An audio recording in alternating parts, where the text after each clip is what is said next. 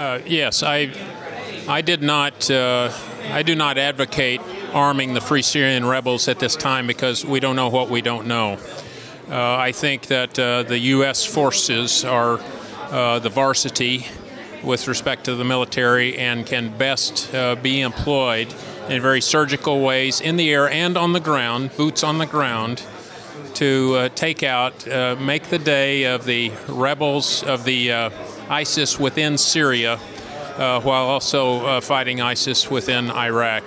It's very important to allow our U.S. forces to apply their best technology in the world instead of outsourcing it to Free Syrian rebels of uncertain loyalty and certainly uncertain competence.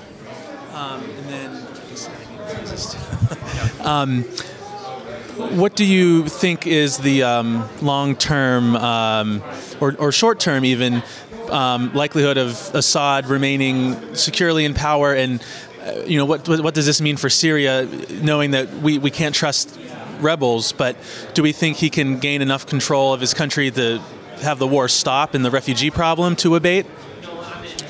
Yeah, I would have a hard time answering your question. I will say that Assad is a dictator. He's been the brutal murderer of thousands, perhaps even millions over time, and therefore I do not promote him as continuing in power, and I think he's dangerous and in many ways evil and will continue to be that way. I recognize that sometimes we have to support interesting friends within certain neighborhoods to accomplish our objectives, but I simply do not think the United States of America should support a person like Assad in the continuation of his totalitarian regime. In the president's speech at the UN the other day, he mentioned, he called out other countries in the Muslim world about needing to get involved and do something. Do you think that we're seeing them start to step up and do that and sort of say, okay, if you don't want the United States in the region, we'll step up and, take care of problems that arise? Do you think that countries are doing that? I mean, it's interesting that some of the coalition partners have some interesting, agendas of their own outside of this. They've been involved with some of these groups. What do you think about that? I would offer that it's good to have friends in the region. It's good to have these nations align with us, but we don't know what we don't know, and at many times they voice support to us and are at the back door supporting the very people that we are fighting or that are fighting against our way of life.